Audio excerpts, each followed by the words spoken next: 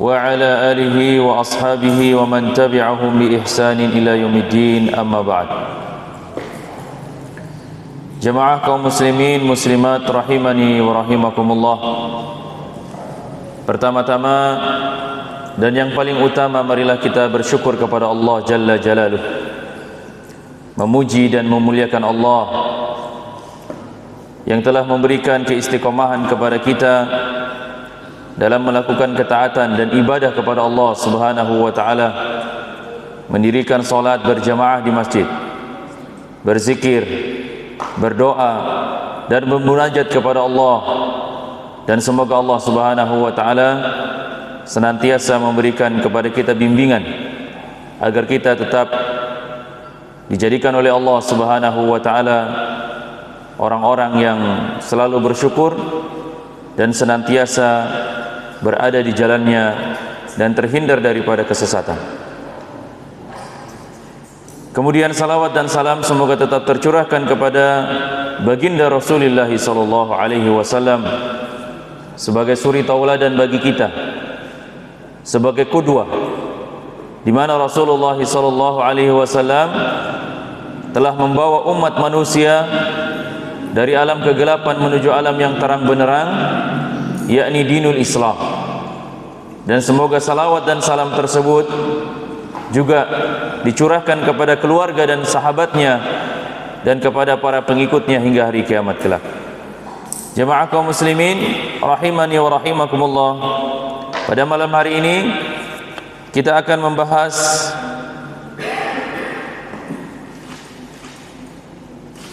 dan melanjutkan pembahasan kitab Targhib wa Tarhib, di mana kita sudah sampai kepada pembahasan anjuran membersihkan dan mensucikan masjid dan keterangan tentang memberikan wewangian. Nah, jadi pertemuan yang lalu kita diberikan pengetahuan mengenai bagaimana Rasulullah sallallahu alaihi wasallam menganjurkan kepada kaum muslimin agar mendirikan masjid.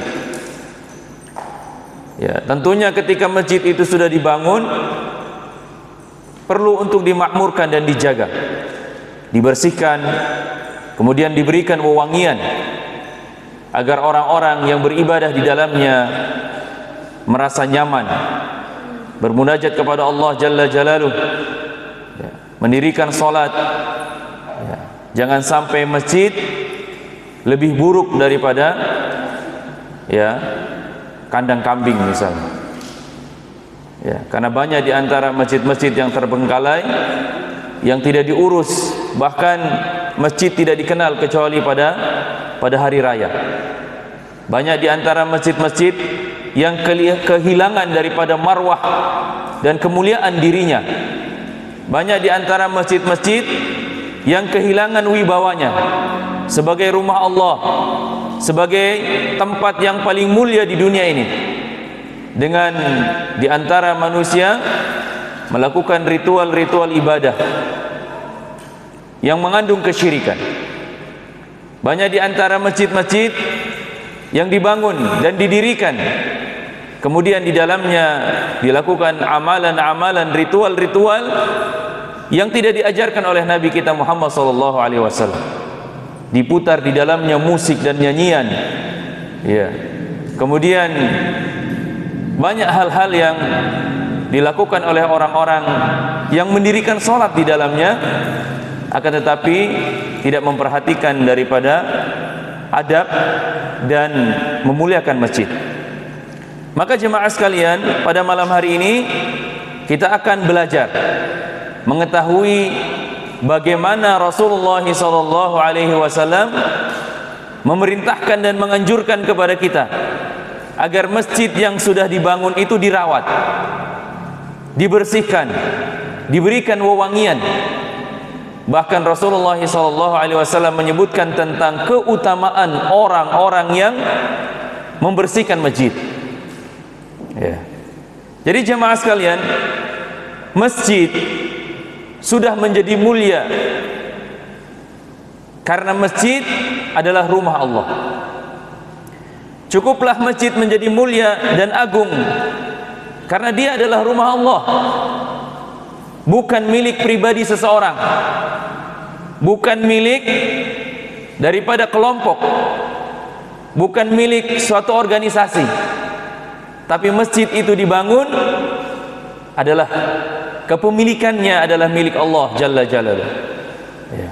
Wa annal masajida lillah. Sesungguhnya masjid-masjid itu milik Allah. Jadi tidak ada orang yang ketika sudah membangun masjid dia kemudian mengklaim bahwa masjid yang dibangun itu adalah miliknya. Karena ketika suatu bangunan disebut dengan masjid apabila sudah terlepas atau sudah diwakafkan untuk kepentingan kaum muslimin, ya, jadi bukan milik pribadi lagi, ya. Jadi jemaah sekalian, masjid adalah tempat yang paling mulia di muka bumi ini, dan cukuplah masjid itu menjadi mulia karena dia adalah rumah Allah. Allah Subhanahu wa ta'ala menyandarkan masjid dengan namanya yang mulia, ya. Allah Subhanahu wa ta'ala menandarkan masjid kepada nama Allah, sebagaimana firman Allah Subhanahu wa ta'ala di dalam Quran surat Al-Jin. Allah mengatakan wa annal masajida lillah, masjid-masjid itu milik Allah. Jadi masjid, kata masjid disandarkan kepada nama Allah yang mulia. Ini menunjukkan bahwa masjid adalah tempat yang mulia, bukan tempat yang hanya sekedar dijadikan pajangan sebagai perlombaan orang-orang membangun dan mendirikan bangunan. Akan tetapi masjid adalah sudah mulia karena memang dia adalah rumah Allah. Ya, banyak di antara orang-orang yang tidak mengetahui bahwa masjid itu dibangun untuk dimuliakan, bukan untuk dihinakan. Banyak di antara kaum muslimin yang membangun masjid, kemudian mereka menjadikan masjid-masjid itu tidak ada bedanya dengan rumah ibadah orang-orang selain daripada Islam, ya. Dengan melakukan ritual-ritual yang mengandung kesyirikan. Dari mulai awal pembangunan masjid sudah dipotongkan kepala kambing, ya, atau kepala ayam, kemudian ditanam di tengah-tengah masjid. Ya, dari awal sudah keliru. Dan juga banyak di antara kaum muslimin melakukan ritual-ritual ibadah yang tidak dicontohkan oleh Nabi kita Muhammad SAW, sehingga kemuliaan dan keagungan, marwah dan kemuliaan masjid itu menjadi hilang. Ya, makanya wajar ketika banyak di antara kaum muslimin tidak betah kalau duduk di masjid lama-lama. Ya, dia lebih enak ketika dia duduk bersandar di rumahnya, kemudian memegang handphonenya, daripada di masjid, ya, duduk kemudian memegang Al-Quran, duduk dalam majelis-majelis ilmu, ya. Allah Subhanahu wa ta'ala mengatakan wa annal masajida lillah fala tad'u ma'allahi ahada. Sesungguhnya masjid-masjid itu adalah kepunyaan Allah, maka janganlah kamu menyeru seorang pun di dalamnya kemudian di sisi lain engkau menyeru Allah, ya. Allah Subhanahu wa ta'ala menyandarkan nama pada masjid, menunjukkan betapa agungnya bangunan yang disebut dengan masjid tersebut, karena masjid adalah milik Allah Jalla Jalaluhu, ya. Coba kita perhatikan jemaah sekalian, ketika kita memperhatikan ada sebuah bangunan yang dibangun, yang diberikan atau dibangun oleh seorang raja atau seorang presiden, yang dijaga 24 jam, dibersihkan, diberikan wewangian, dan orang pun segan untuk masuk ke dalamnya, meskipun hanya sekedar datang numpang untuk membuang air kecil, ya. Tidak ada di antara kita yang berani numpang buang air kecil di istana negara. Ya. Tapi banyak di antara orang-orang yang datang ke masjid hanya sekedar untuk buang air kecil. Di mana kemuliaan masjid itu? Di mana Rasulullah SAW tidaklah menganjurkan kepada seseorang yang masuk ke dalam masjid, melainkan dia memuliakan masjid dengan salat dua rakaat. Iya. Banyak bangunan yang dibangun oleh seorang raja, oleh seorang presiden misalnya, oleh seorang pejabat, yang banyak di antara manusia segan untuk masuk di dalamnya. Bahkan dibersihkan, diberikan wewangian, dijaga 24 jam. Ya. Dan sebaliknya jemaah sekalian, tempat ibadah yang kita muliakan, yang kita agungkan, akan tetapi tidak dijaga, tidak dirawat, ya, bahkan terbengkalai begitu saja, ya, sangat miris. Maka jemaah sekalian, bagi orang-orang yang mengetahui betapa mulianya masjid itu, hendaklah memakmurkan masjid dengan membangunnya, kemudian membersihkannya, kemudian menjaganya. Dan tugas untuk membersihkan dan memuliakan masjid bukan hanya ditujukan kepada orang-orang yang berada atau menjadi pengurus masjid. Kepada siapa saja yang datang kepada rumah-rumah Allah, dia juga dianjurkan untuk atau diperintahkan untuk memuliakan masjid dengan membersihkannya. Ya. Kalau mungkin tidak bisa membersihkannya, setidak-tidaknya jangan membuat kotor di masjid. Ya. Rasulullah SAW memberikan balasan. Rasulullah SAW memberikan kabar tentang betapa besarnya pahala bagi orang-orang yang membersihkan masjid. Allah Subhanahu wa taala berfirman di dalam Al-Qur'an surat An-Nur. Allah mengatakan, "Fi buyutin adzinallah an turfa'a wa yudhkara fiha ismuh, yusabbihu lahu fiha bil ghuduwi wal asal." Bertasbih kepada Allah di masjid-masjid yang telah diperintahkan untuk dimuliakan dan disebut namanya di dalamnya pada waktu pagi dan petang hari. Allah Subhanahu wa taala mengatakan, "An turfa'a wa yudhkaru fiha ismuh." Ya. Bertasbih, mengingat Allah Jalla Jalaluh, memuliakan masjid-masjid Allah di mana Allah Subhanahu wa taala memerintahkan untuk memuliakannya, yang orang-orang menyebut nama Allah di waktu pagi dan waktu sore hari. Jadi jemaah sekalian, termasuk di dalam memuliakan masjid adalah membangun masjid, membersihkannya, memperhatikannya, dan menjaga daripada hal-hal yang dapat mengotorinya. Ya. Dan termasuk di antara menyebut nama Allah dan memuliakan di dalamnya, maksudnya di dalam masjid adalah dengan mendirikan salat, membaca Al-Quran, ya, mendatangi majelis-majelis ilmu, dan juga amalan-amalan kebajikan yang lainnya yang dikerjakan di dalam masjid. Ya, ini yang dimaksud firman Allah Subhanahu wa taala di dalam Quran surat An-Nur. Maka jemaah sekalian, sudah jelas bahwa masjid adalah tempat yang paling dicintai oleh Allah Subhanahu wa taala. Di mana Rasulullah sallallahu alaihi wasallam mengatakan, "Ahabbul biladi ilallah masajiduha." Tempat yang paling dicintai oleh Allah di muka bumi ini adalah masjid-masjidnya. Itu yang paling dicintai oleh Allah. Ya, bukan rumah yang kita bangun, bukan hotel yang pernah kita menginap di dalamnya, tapi rumah yang paling dicintai oleh Allah Jalla Jalaluhu adalah masjid-masjidnya.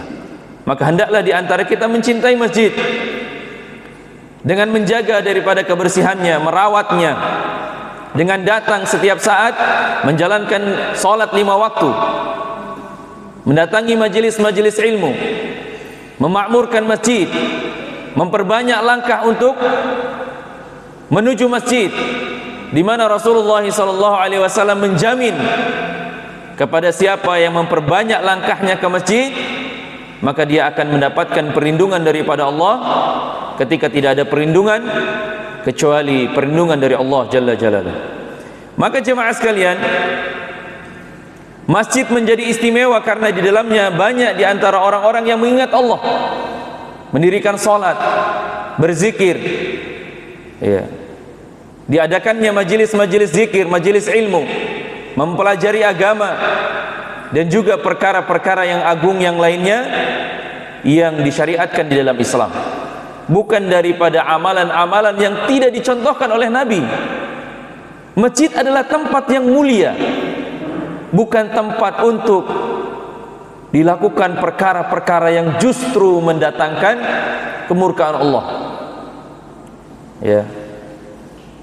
Jadi jemaah sekalian, jangan sampai kebodohan kita menyebabkan kita tersesat karena tidak tahu kita sedang berada di tempat yang dicintai oleh Allah Jalla Jalaluhu, ya. Dan semoga Allah Subhanahu wa taala memberikan taufik kepada kita semua agar dimudahkan oleh Allah untuk senantiasa memuliakan masjid, ya. Dan Rasulullah SAW memerintahkan kepada kaum muslimin untuk membangun masjid, merawat dan menjaganya, membersihkan dan memberikan wewangian kepadanya. Sebagaimana sabda Rasulullah SAW di dalam hadis Aisyah radhiyallahu anha, Rasulullah mengatakan, amarana Rasulullah SAW bibina'il masajid fi duri wa an tunadhifa wa tutayyib. Bahwasanya Rasulullah SAW memerintahkan agar kami membangun masjid-masjid di daerah-daerah kami, di tempat tinggal kami. Jadi makna ad-dur itu adalah kampung-kampung, kabilah-kabilah, ya. Atau mungkin bisa juga disebut sebagai apa? Desa, ya. Atau ya kampung, ya. Di tempat tinggal di mana orang berkumpul. Ya, Rasulullah memerintahkan untuk membangun masjid-masjid di sana. Kemudian untuk merawat dan membersihkannya dan juga memberikan wewangian. Ya. Di dalam hadis yang lain dari Samurah bin Jundub radhiyallahu anhu, dia berkata, amarna Rasulullah sallallahu alaihi wasallam an nattakhidal masajid fi diyarina wa amarna an nunadhifaha. Rasulullah memerintahkan kepada kami agar kami membuat atau membangun masjid-masjid di daerah tempat tinggal kami, dan beliau memerintahkan kami agar membersihkannya. Jadi jemaah sekalian, hadis ini menganjurkan kepada kita agar senantiasa menjaga dan membersihkan masjid dari kotoran-kotoran, dari najis misalnya, ya, atau dari hal-hal yang ya membuat masjid itu kotor. Mungkin ada rumput-rumput yang tumbuh, ada pohon-pohon yang perlu kita pangkas, ya, membersihkan masjid. Ada dedaunan yang jatuh sehingga kita dianjurkan untuk membersihkannya. Bahkan kita memberikan wewangian, lantainya dikasih wewangian, ya, dipel, diberikan parfum, apa namanya, minyak atau bukhur, ya, yang dibakar, kemudian masjid menjadi wangi agar orang betah di dalamnya. Jangan orang datang ke masjid, ya, baru masuk saja sudah lihat kotoran cicak, tai ayam di mana-mana, tai kambing berserakan di pinggir-pinggirnya, ya. Maka orang mau datang melakukan sholat, ya, bukannya khusyuk malah jijik, ya. Tempat ibadahnya, ya, kotor, ya. Maka jemaah sekalian, Rasulullah SAW memerintahkan kepada kita untuk membangun masjid, merawat, menjaga dan membersihkannya, ya. Jemaah sekalian, dengan dibangunnya masjid di kampung-kampung, orang bisa mendirikan sholat 5 waktu dengan tertib dan memberikan semangat kepada mereka dan mempermudah mereka untuk belajar agama, memberikan semangat kepada mereka untuk menjalankan sholat 5 waktu. Karena terkadang jemaah sekalian, ya, masjid yang jauh itu menjadi alasan bagi orang-orang yang malas. Ya, posisi masjid yang jauh menjadi alasan. Padahal sebenarnya tidak boleh beralasan. Kalau ada panggilan seorang muazin, maka kita wajib untuk mendatanginya. Apa kata Rasulullah? Fa idza sami'tan nida fa ajib da'i Allah. Apabila engkau mendengar azan, maka jawablah atau maka datanglah kepada panggilan tersebut. Jadi kita diperintahkan untuk mendatangi masjid-masjid Allah, meskipun masjid itu jauh. Maka ketika ada sebuah masjid yang dibangun di atas tanah di tengah-tengah kampung, maka akan lebih memudahkan orang-orang yang ada di kampung tersebut untuk menjalankan ibadah. Mereka bisa belajar agama di sana. Mereka bisa lebih semangat beribadah. Ya, mereka bisa saling tolong menolong di dalam masjid. Ya, menebarkan kebaikan dan takwa. Dan inilah di antara tujuan membangun masjid, yaitu mempersatukan kaum muslimin, mempersatukan umat agar mereka saling tolong menolong, saling nasihat menasehati, ya. Dan jangan sebaliknya, jemaah sekalian, ya. Dibangunnya masjid justru menjadi sumber fitnah dan perpecahan, menimbulkan mudarat sebagaimana yang pernah terjadi di masa Rasulullah SAW, yaitu berdirinya Masjid Dirar yang memecah belah dan menimbulkan fitnah di tengah-tengah kaum muslimin. Jadi jemaah sekalian, dibangunnya masjid untuk ibadah kepada Allah, saling tolong menolong di dalamnya, menjalin hubungan ukhuwah, persaudaraan, menjalin hubungan, ya, persaudaraan di antara kaum muslimin, ya, dan saling nasihat menasihati. Inilah kenapa Allah Subhanahu wa taala memanggil kaum muslimin untuk datang 5 kali minimal dalam sehari semalam, agar mereka bisa saling berkumpul, bertemu, saling memberikan nasihat, dan juga, ya, memberikan pertolongan kepada saudara-saudara yang membutuhkan pertolongan. Ya, di dalam hadis yang telah dibacakan dalam riwayat Abu Hurairah, dalam riwayat Aisyah, dan dalam riwayat Samurah bin Jundub, menunjukkan bahwa hendaknya masjid yang sudah dibangun itu diurus, dirawat, dan dibersihkan. Coba kita bayangkan jemaah sekalian, ya, ketika kita membangun suatu perusahaan, membangun suatu usaha, kita menginginkan bangunan yang kita bangun itu mendatangkan hasil, ya kan? Mendatangkan hasil. Bahkan kita harus tahu ilmunya, kita harus memilih orang yang bekerja di dalamnya. Kita tidak sembarangan memilih pegawai di dalamnya. Maka ketika seseorang bertawun untuk membangun masjid yang megah, yang mewah, dengan harta yang banyak telah dikeluarkan, mungkin ratusan juta, mungkin ada yang miliar, tidak mungkin ketika masjid itu sudah dibangun kemudian diberikan kepada orang-orang yang tidak memiliki kapasitas untuk memakmurkan masjid misalnya. Tidak mungkin jemaah sekalian. Pasti dipilih siapa pengurusnya, ya, siapa orang-orang yang mampu memberikan dan memakmurkan masjid yang telah dibangun. Tidak sembarangan, ya. Maka jemaah sekalian, masjid diperintahkan untuk dibangun dan dirawat agar masjid itu mendatangkan kebaikan. Kemudian jemaah sekalian, banyak di antara keutamaan yang disebutkan oleh Rasulullah SAW tentang orang-orang yang membersihkan masjid. Di antaranya sabda Nabi SAW yang diriwayatkan oleh Abu Hurairah radhiyallahu anhu. Kata Abu Hurairah, anna imra'atan saudaan, bahwasanya ada seorang wanita yang memiliki kulit hitam, kana taqumul masjid, bahwasanya dahulu perempuan ini memiliki satu kebiasaan, memiliki satu pekerjaan, yaitu takumul masjid, membersihkan masjid, Masjid Nabawi, masjidnya Rasulullah sallallahu alaihi wasallam. Jadi kalau orang sini bilang marbot ya, yang suka kasih bersih masjid, menyapu masjid ya. Kemudian pada suatu hari, pada suatu malam, si perempuan ini sakit, kemudian meninggal dunia. Fafaqadaha Rasulullah sallallahu alaihi wasallam fasa'alah anha.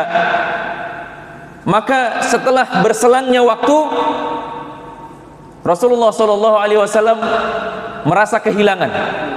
Kemudian beliau bertanya kepada para sahabat Nabi. Faqila lahu innaha qad mat.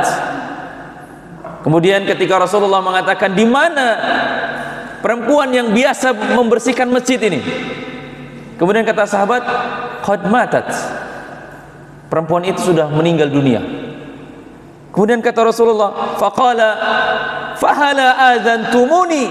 Kenapa kalian tidak memberitahuku, kata Rasulullah sallallahu alaihi wasallam.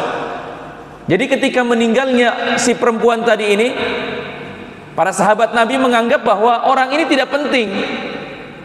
Ya. Perempuan yang suka membersihkan masjid ini tidak penting, sehingga tidak terlalu harus dikabarkan kepada Rasulullah sallallahu alaihi wasallam. Ya, jadi ketika perempuan itu meninggal dunia, diurus jenazahnya, disolatkan, kemudian dimakamkan, sebagaimana ya jenazah-jenazah pada umumnya. Tapi Rasulullah sallallahu alaihi wasallam merasa kehilangan, sehingga kata Rasulullah, ya, fadallani ala qabriha, tunjukkan kepadaku di mana kuburannya. Ya. Fa'ata qabraha, kemudian Rasulullah sallallahu alaihi wasallam mendatangi kubur wanita tersebut. Fasalla 'alaiha, kemudian Rasulullah sallallahu alaihi wasallam salat di sana, salat jenazah. Ya, kemudian mendoakan si perempuan yang membersihkan masjid tadi. Dan Rasulullah sallallahu alaihi wasallam mengatakan, sesungguhnya kuburan-kuburan ini gelap dan akan diberikan cahaya oleh Allah berkat solat yang saya dirikan untuknya dan doa yang saya panjatkan kepada Allah. Jadi jemaah sekalian, Rasulullah sallallahu alaihi wasallam sangat menghargai pekerjaan orang-orang yang membersihkan masjid. Sampai-sampai Rasulullah sallallahu alaihi wasallam ya, ketika ketinggalan tidak menyolatkan perempuan tersebut, Rasulullah sallallahu alaihi wasallam mendatangi kuburannya, kemudian sholat di sana. Dan ini menjadi ilmu baru pada kita. Mungkin ketika ada keluarga kita yang meninggal dunia di seberang pulau sana, atau ada keluarga kita yang meninggal dunia, kita tidak mampu untuk datang secepatnya, maka jangan lama-lama jemaah sekalian, suruh selesaikan perkara, ya, mengurus jenazahnya. Jangan tunggu sampai 1 hari 2 hari, tunggu kita datang ke sana baru dimakamkan jenazahnya. Segera dimakamkan.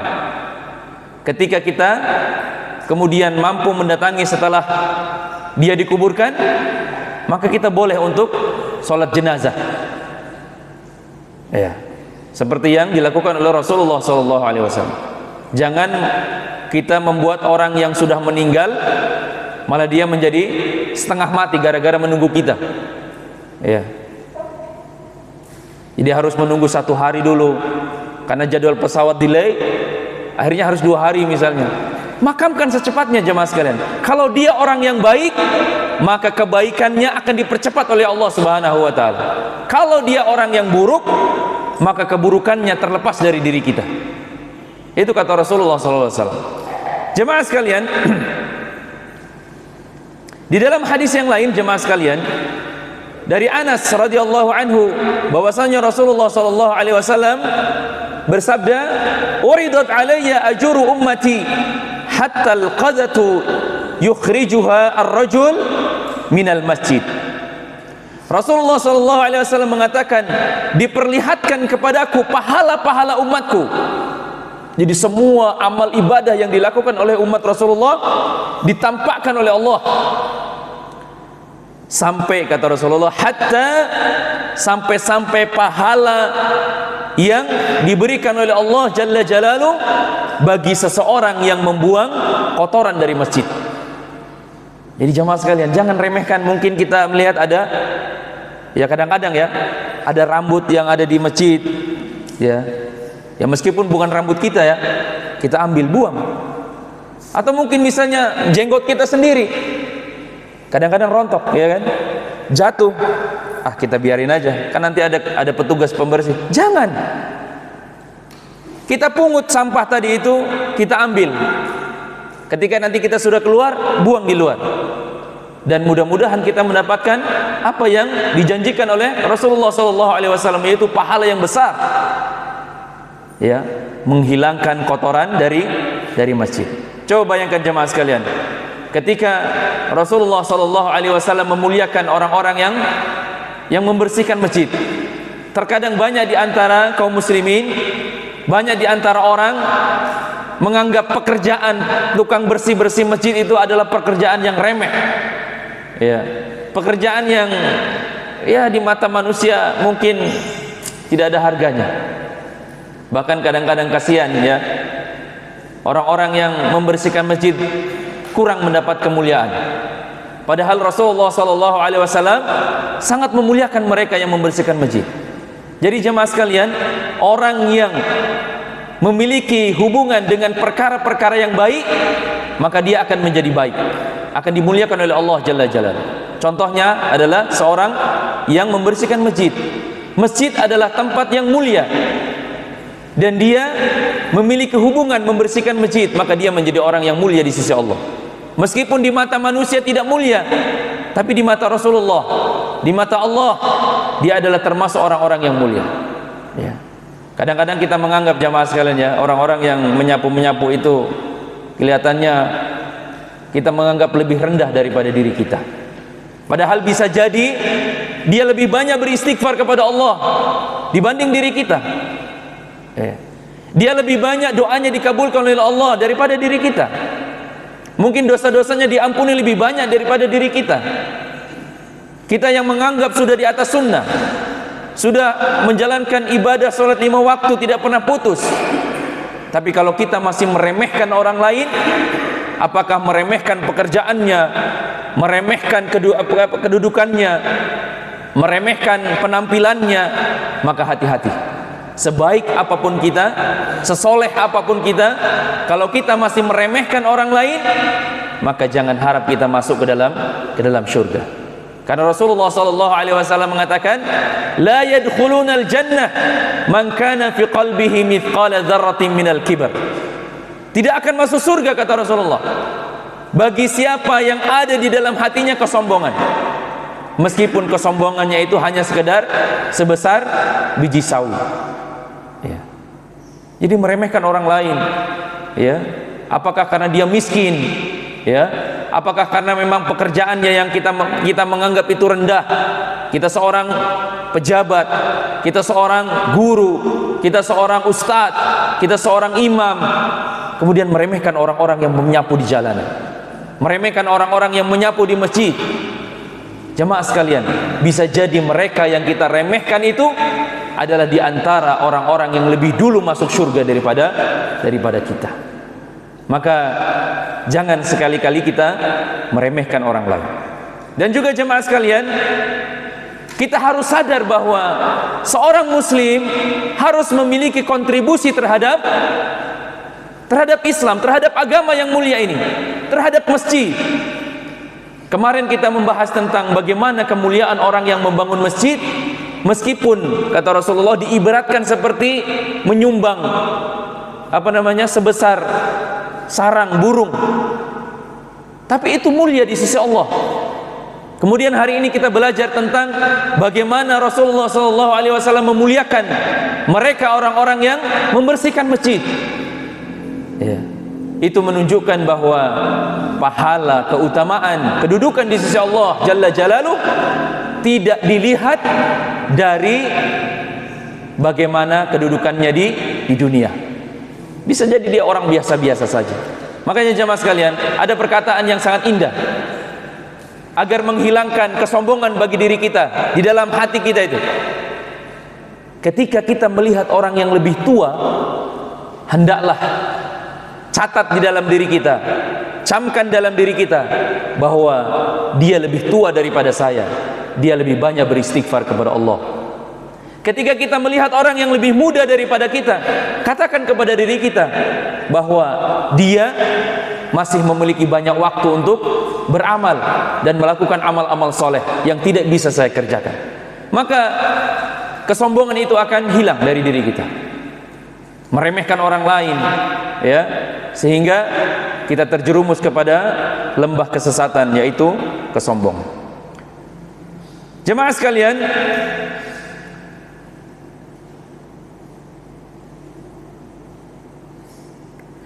janganlah diantara kita meremehkan daripada amal sekecil apapun jemaah sekalian. Meskipun hanya sekedar mengangkat kotoran dari masjid. Ya, ada rambut, ya, ada mungkin plastik, ya, ambil kemudian buang, ya, di tempat sampah. Karena Rasulullah SAW menjanjikan pahala yang besar bagi mereka orang-orang yang membersihkan masjid. Jadi kemuliaan itu bukan hanya sekedar mereka yang menjadi imam, ya, menjadi muazzin, di mana seluruh tumbuhan yang basah maupun yang kering mendoakan dia, ya, seorang imam yang didoakan agar mendapatkan ampunan oleh Rasulullah SAW. Tapi mereka juga yang membersihkan masjid mendapatkan kemuliaan dan keistimewaan di sisi Allah Jalla Jalaluhu. Maka jemaah sekalian, seseorang dituntut untuk berkorban dan melakukan sesuatu demi kejayaan Islam dan kaum muslimin. Dan tuntutan ini tentunya tidak sama kepada setiap muslim. Karena kata Allah Subhanahu wa taala, la yukallifullahu nafsan illa wus'aha. Allah tidak membebani seseorang melebihi daripada kemampuannya. Maka bagi mereka orang-orang yang mampu untuk memberikan nasihat dengan lisannya, maka memberikan nasihat dengan lisannya. Bagi mereka yang mampu memberikan derma dengan hartanya, maka berbuat baiklah dengan hartanya, ya. Bagi mereka yang hanya mampu untuk memberikan sumbangsi tenaganya, hanya datang ke masjid, kemudian memakmurkan masjid dengan sholat 5 waktu. Mungkin ada kotoran-kotoran masjid, kotoran-kotoran yang ada di masjid, sampah-sampah yang ada di masjid, bisa dia buang dengan tangannya, maka lakukanlah. Karena kemuliaan di sisi Allah Jalla Jalaluhu adalah berbeda seperti apa yang dilihat oleh manusia. Mungkin manusia melihat bahwa orang yang, ya, pakaiannya bersih, pakai dasi, ya, ketika dia berjalan berwibawa, kemudian dihormati banyak orang, itu yang dianggap oleh manusia menjadi orang-orang yang mulia.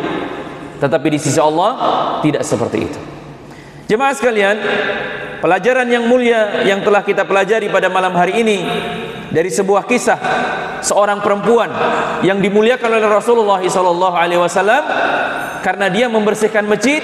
Semoga ini menjadi pelajaran yang berharga bagi kita, ya, sehingga kita menjadi orang-orang yang lebih semangat di dalam memuliakan masjid, menjadi orang-orang yang lebih istiqomah di dalam memakmurkan masjid. Dan kemuliaan yang diberikan oleh Allah Jalla Jalaluhu bagi orang-orang yang memuliakan masjid tidaklah sesederhana yang kita pikirkan. Karena Allah Subhanahu wa taala akan menjanjikan pahala yang besar dan surga yang diidam-idamkan oleh setiap manusia. Maka jemaah sekalian, setiap amalan dan perjuangan dalam menegakkan kalimat Allah adalah kebaikan. Jika kita ikhlas dan istiqamah menjalankannya sesuai dengan kemampuan yang kita miliki, maka insya Allah amal kebaikan tersebut akan menjadi saksi pada hari kiamat bahwasanya kita telah turut berkontribusi di dalam mewarnai indahnya perjuangan di atas jalan la ilaha illallah, di atas jalan yang al-haq, di jalan yang benar. Maka semoga ini menjadi catatan di dalam sejarah hidup kita bahwa kita termasuk di antara orang-orang yang memiliki kontribusi di dalam agama yang mulia ini. Jemaah sekalian, mudah-mudahan apa yang dapat kami sampaikan dapat bermanfaat bagi diri kami pribadi dan bagi para jemaah sekalian. Kita tutup pertemuan kita dengan membaca doa kafaratul majlis. Subhanakallahumma wa bihamdik, asyhadu an la ilaha illa anta, astaghfiruka wa atubu ilaik. Wa akhiru da'wana anil hamdulillahi rabbil alamin. Assalamualaikum warahmatullahi wabarakatuh.